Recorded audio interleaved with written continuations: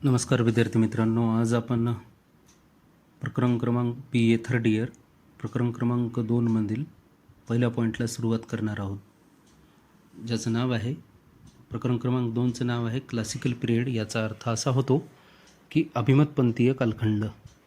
नेमकं अभिमतपंथीय कालखंड म्हणजे काय, याचा जेव्हा आपण शोध घेतो तेव्हा आपल्याला असं दिसून येतं की अर्थशास्त्रामध्ये जे मूलभूत ज्ञान आहे किंवा अर्थशास्त्राचे मूलभूत सिद्धांत ज्या लोकांनी प्रथमतः मांडायचं काम केलं, त्यांनी मांडलेल्या विचारधारेला अभिमतपंथीय विचारधारा असे म्हणतात. या अभिमतपंथीय विचारधारेला इंग्रजीमध्ये आपण क्लासिकल पिरियड असं म्हणतो. याचबरोबर दुसरे देखील एक नाव प्रसिद्ध आहे, ज्याला आपण क्लासिकल स्कूल असं म्हणतो. मराठीमध्ये त्याला आपण अभिमतपंथीय किंवा सनातनवादी कालखंड असं म्हणतो. नेमका हा कालखंड कोणता बरं? जेव्हा अर्थशास्त्राची स्थापना झाली तेव्हापासून ते अर्थशास्त्राला आधुनिक रूप प्राप्त होईपर्यंतचा कालखंड, असं ढोबळमानाने आपण त्याची व्याख्या करत असतो. परंतु जेव्हा आपण थोडंसं सुस्पष्टरित्या याची व्याख्या करायचा प्रयत्न करतो तेव्हा आपल्याला असं दिसून येतं की ॲडम स्मिथपासून ते मार्शलपर्यंतचा कालखंड आहे, त्या कालखंडाला आपण अभिमतपंथीय कालखंड म्हणतो. आणि मार्शलपासून पुढे नव अभिमतपंथीय कालखंड, जो की केन्सपर्यंतचा कालखंडाला आपण नव अभिमतपंथीय कालखंड म्हणतो. आणि केन्सपासून आधुनिक अर्थशास्त्राला सुरुवात होत असते. तर साधारणतः पाहिलं तर आपण ॲडम स्मिथ ते मार्शल या दरम्यानच्या कालखंडाला आपण अभिमतपंथीय कालखंड म्हणतो. मग याच्यामध्ये कोणते अर्थशास्त्रज्ञ येतात, तर सुरुवातीला या अभिमतपंथीय कालखंडाची स्थापनाच ॲडम स्मिथनं केली. म्हणून ॲडम स्मिथ, डेव्हिड रिकार्डो, जॉन बिबात्सिन से, मिल यासारख्या अर्थशास्त्रज्ञांची नावं आपल्याला प्रामुख्याने घ्यावी लागतात. यांनी ॲडम स्मिथनं अर्थशास्त्राची स्थापना केली तेव्हा अर्थशास्त्राच्या विभिन्न संकल्पनाच्या संदर्भात त्यानं त्याचे विचार सुस्पष्टरित्या मांडले होते. मग आता हे विचार कोणते होते, आणि त्या विचारापैकी अनेक विचारधारा प्रसिद्ध होत्या. आणि ॲडम स्मिथच्या अनेक संकल्पनांपैकी आपल्या सिलेबसला 2 संकल्पना आहेत. एक श्रमविभागणीची संकल्पना आणि दुसरी ॲडम स्मिथचा मूल्य सिद्धांत. यापैकी श्रमविभागणीची संकल्पना घेणार आहोत आणि ॲडम स्मिथ संदर्भात देखील माहिती घेणार आहोत. सर्वप्रथम पाहूया आपण की असं म्हटलं जातं की विज्ञान शाखेमध्ये चार्ल्स डार्विन या अर्थशास्त्रज्ञाला जितकं महत्त्व आहे, अगदी तितकेच महत्त्व अर्थशास्त्रामध्ये ॲडम स्मिथ या अर्थशास्त्रज्ञाला आहे. ॲडम स्मिथ यांनी 1776 an inquiry into the nature and causes of wealth of nation हा ग्रंथ लिहिला. हा ग्रंथ कसा होता बरं दिसायला, तर तो आपण या स्क्रीनवर जो बघतोय त्या पद्धतीनं होता. पूर्ण नाव त्याचं असं होतं, an inquiry into the nature and causes of wealth of nation. आपण सोयीसाठी फक्त वेल्थ ऑफ नेशन एवढं नाव घेतो, परंतु तो ग्रंथाचं पूर्ण नाव an inquiry into the nature and causes of wealth of nation असं सविस्तररित्या असल्याचं आपल्याला दिसून येतं.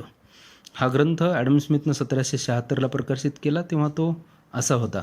या ग्रंथाच्या संदर्भात नंतर याच्या अनेक प्रती देखील निघाल्या. दुसरी प्रत जेव्हा पाहतो स्क्रीनवर दिसते आपल्याला, ती अशा पद्धतीची होती, ज्याच्यावरती ॲडम स्मिथचा फोटो देखील होता. परंतु मुळात हा ग्रंथ ॲडम स्मिथनं जो लिहिला होता तो पहिल्या फोटोमध्ये दिसतोय त्या पद्धतीने होता. ॲडम स्मिथने याचबरोबर दुसरा देखील एक ग्रंथ लिहिला होता. त्या ग्रंथ या वेल्थ ऑफ नेशनच्या अगोदर लिहिला होता तो. त्याचं नाव होतं the theory of moral sentiment. आणि हा ग्रंथ युरोपमध्ये इतका गाजला की याच्या अनेक प्रती दुकानावर ठेवल्या जायच्या, म्हणजे जनरल स्टोअरवर असतील, बुक स्टॉलवर याच्या अनेक प्रती होत्या. आणि ते ग्रंथ इतका प्रसिद्ध होता की ॲडम स्मिथची व्याख्याने पूर्ण युरोपभर व्हायची. मॉरल सेंटिमेंट म्हणजे त्याच्यामध्ये त्याने नैतिक विश्लेषण केलं होतं की मानवी प्रवृत्तीचं, मनुष्य एखादा निर्णय घेत असताना what to do and what to not do या दरम्यानच्या निर्णयाला त्यानं इथिक्सची जोड दिली आणि नैतिकतेच्या आधारावर त्यांनी त्याचं विश्लेषण केलं होतं. ॲडम स्मिथनं जो अध्ययन केलं त्याच्यामध्ये देखील बघा तुम्ही, त्यांचा इथिक्स नावाचा पेपर होता, फिलॉसॉफी होता आणि पॉलिटिकल सायन्स देखील होतं त्यांचा. आणि या सगळ्या विचारधारेचा प्रभाव त्यांच्या ग्रंथसंपदेवर दिसून येतो. परंतु मुळात आपला जो वेल्थ ऑफ नेशन आहे त्या ग्रंथाची कथा देखील तितकीच मजेदार आहे. डूक नावाचा एक व्यापारी होता आणि त्याच्या मुलाच्या ट्युशनची जबाबदारी ॲडम स्मिथकडे होती. तेव्हा ॲडम स्मिथनं त्याला अशी अट घातली की मला प्रवास करायची फार आवड आहे, तुम्ही मला एका नावेची व्यवस्था करा आणि मी प्रवास करत असताना त्यावेळेस काय करेल मी की त्या तुमच्या डूकचं ट्युशन पण घेईन. आणि या पद्धतीने एका नावेची व्यवस्था करण्यात आली. त्या नावेवर प्रवास करत करत ॲडम स्मिथनं त्याचे ट्युशन पण घेतले आणि हा वेल्थ ऑफ नेशन देखील ग्रंथ लिहिला.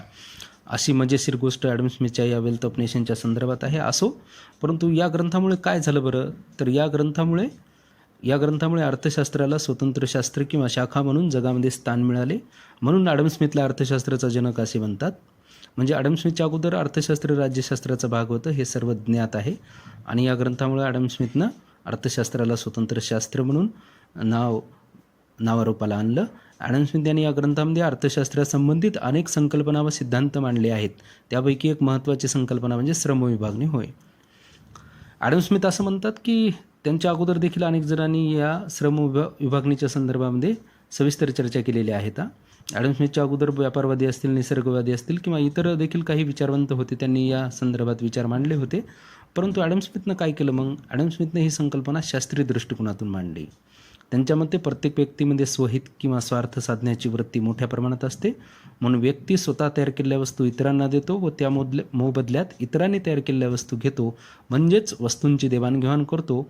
अर्थात या प्रणालीला आपण वस्तू विनिमय प्रणाली असं म्हणतो. बार्टर सिस्टीम म्हणजे व्यक्ती स्वतः वस्तू तयार करते आणि त्या वस्तू तो इतरांना देतो, त्याच्या मोबदल्यात त्याच्याजवळ ज्या वस्तू नाहीत त्या घेण्याचा प्रयत्न करत असतो आणि या वस्तू विनिमय त्याच्या प्रवृत्तीतूनच श्रमविभागणी होत असते.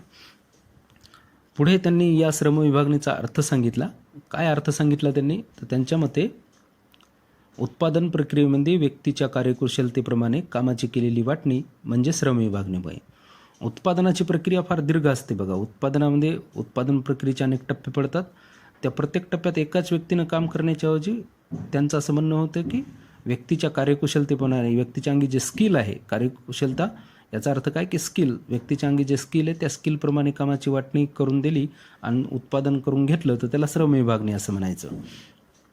काय स्पष्टीकरण दिलं त्यांनी या संदर्भात, तर या संदर्भात त्यांनी असं स्पष्टीकरण दिलं की ॲडम स्मिथ त्यांच्या मते एखाद्या वस्तूचे उत्पादन करत असताना उत्पादन प्रक्रियेचे अनेक टप्पे पडतात. या सर्व टप्प्यामध्ये एकाच व्यक्तीने काम न करता प्रत्येक व्यक्तीला वेगवेगळ्या टप्प्यात त्याच्या कार्यकुशलतेप्रमाणे, क्षमतेप्रमाणे काम वाटून दिले असता उत्पादनात वाढ होते.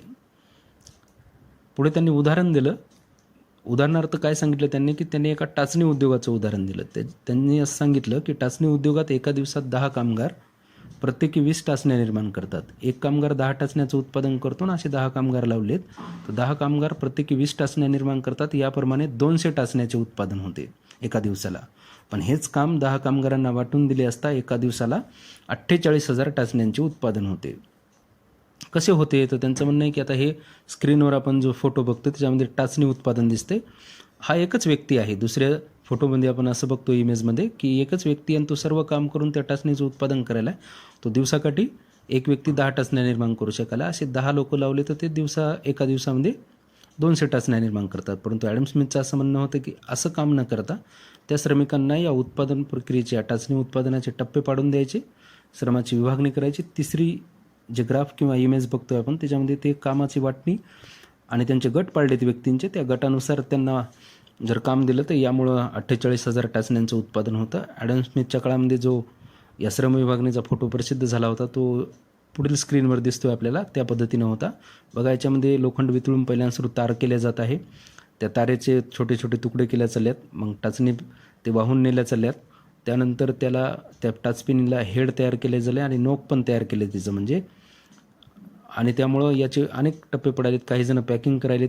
अशा पद्धतीने हे काम जर वेगवेगळ्या लोकांना वाटून दिलं तर 48,000 टाचण्यांचं उत्पादन होतं असं ॲडम स्मिथ यांनी म्हटलेलं आहे.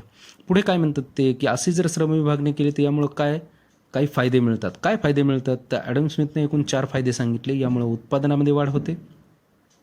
म्हणजे दुसरं फायदा असा सांगितला की वेळेची व श्रमाची बचत होते. तिसरा फायदा सांगितला त्यांनी, संशोधनास प्रेरणा मिळते. आणि चौथा, कामगारांच्या कौशल्यात वाढ होते. श्रम विभागणी केली तर यामुळे हे 4 लाभ मिळतात. उत्पादनामध्ये पण वाढ होते. कशी वाढ होते की एक व्यक्ती एकाच कामात तरबेज बनतो, त्यामुळं त्याला ते स्किल आत्मसात होतं आणि ते काम तो फास्ट करतो, त्यामुळे उत्पादनात वाढ होते. वेळेची आणि श्रमाची देखील बचत होते. संशोधनास प्रेरणा मिळते. आता संशोधनास कशी प्रेरणा मिळते की व्यक्ती तेच काम करीत असल्यामुळं त्याच्यातले बारकावे त्याला लक्षात येतात आणि ते काम आणखी कसं सुपिरियर करता येईल या अनुषंगानं तो रिसर्च करून नवीन शोध देखील लावू शकतो. आणि कामगारांच्या कौशल्यात स्किलमध्ये वाढ होते. का वाढ होते तर एकाच कामामध्ये तो तरबेज बनल्यामुळं त्या स्किलमध्ये पण वाढ होते. टीकाकारांनी याच्यावर टीका केल्या आणि श्रमविभागणीचे दोष किंवा काही मर्यादा देखील सांगितल्या. काय मर्यादा आहेत? एकच काम एका व्यक्तीला करावं लागत असल्यामुळे सतत ते काम त्याला कंटाळवाणं होतं. दुसरी टीका अशी करण्यात आली की कामगारांच्या गतिशीलतेमध्ये घट होते. तिसरी टीका बाजारपेठेची मर्यादा पडते आणि चौथी टीका करण्यात आली भांडवलाची मर्यादा पडते. आता ह्या 4 टीका करण्यात आल्या. काम कंटाळवाणे का होतं? एकच काम दिवसभर लागल्यामुळं त्या व्यक्तीला ते काम कंटाळवाणं होतं. कामगारांच्या गतिशीलता घटते म्हणजे याचा अर्थ काय? गतिशीलता म्हणजे मोबिलिटी बनतो. मोबिलिटी म्हणजे काय की एका ठिकाणाहून दुसऱ्या ठिकाणी काम करायला जाण्याची व्यक्तीची प्रवृत्ती किंवा त्याच्या अंगी ते स्किल असणं आवश्यक आहे.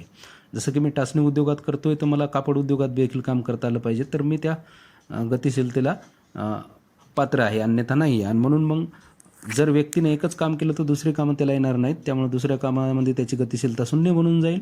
अशा पद्धतीनं तो व्यक्ती फक्त एका कामापुरता मर्यादित परंतु आधुनिक जगामध्ये आपण असं म्हणतोय बघा की व्यक्ती हा ऑलराऊंडर असायला हवा. आणि मग ऑलराऊंडर नसेल तर त्याची गतिशीलता कमी होते, तो एकाच कामापुरता राहतो. बाजारपेठेची मर्यादा पडते. एकच प्रोडक्शन केल्यामुळं त्या प्रोडक्शनची जर मागणी काही कारणामुळं कमी झाली, समजा जसं की आज कोरोना काळामध्ये अनेक उत्पादन क्षेत्रांच्या मागण्या कमी झाल्यात आणि काही क्षेत्रांच्या वाढल्यात, त्यामुळं जर व्यक्ती त्या एकाच कामात असेल तर त्याला आज मोठ्या प्रमाणात नुकसान सहन करावं लागतं. म्हणून बाजारपेठेची मर्यादा पडते. आणि चौथी सांगितली की भांडवलाची मर्यादा पडते. हे एकच कामामध्ये खूप मोठ्या प्रमाणात भांडवल गुंतावं लागत असल्यामुळं भांडवलाची मर्यादा पडते. अशा 4 टीका देखील या ॲडम स्मिथच्या श्रम विभागणीवर केल्या जातात. असे जरी असलं तर निष्कर्ष रूपानं आपल्याला असं म्हणता येते की ॲडम स्मिथच्या श्रम विभागणी संकल्पनेवर टीका करण्यात आल्या असल्या तरी त्यांनी श्रम विभागणीची संकल्पना मांडून विशेषीकरणावर भर दिला. विशेषीकरण म्हणजे काय? स्पेशलायझेशनवर भर दिला. म्हणून विशेषीकरणाचा जनक देखील ॲडम स्मिथ यांनाच म्हटले जाते. आजच्या आधुनिक युगात ही संकल्पना अत्यंत महत्त्वाची आहे. जरी ॲडम स्मिथच्या या कन्सेप्ट ऑफ डिव्हिजन ऑफ लेबरवर टीका करण्यात आली असले तरी ॲडम स्मिथनं या कन्सेप्ट ऑफ डिव्हिजन ऑफ लेबरच्या आधारे पुढे स्पेशलायझेशनची संकल्पना मांडली. आणि आजच्या आधुनिक युगामध्ये स्पेशलायझेशनला फार महत्त्व झाले. म्हणून स्पेशलायझेशनचा जनक देखील ॲडम स्मिथ यांना म्हटलं जातं. आणि या स्पेशलायझेशनच्या मागे ॲडम स्मिथची श्रम विभागणीची संकल्पना आहे, म्हणून ती संकल्पना अभ्यासणे देखील आवश्यक ठरतं. तर विद्यार्थी मित्रांनो, इथं ही संकल्पना आपली संपत्ती आहे. धन्यवाद. थँक्यू.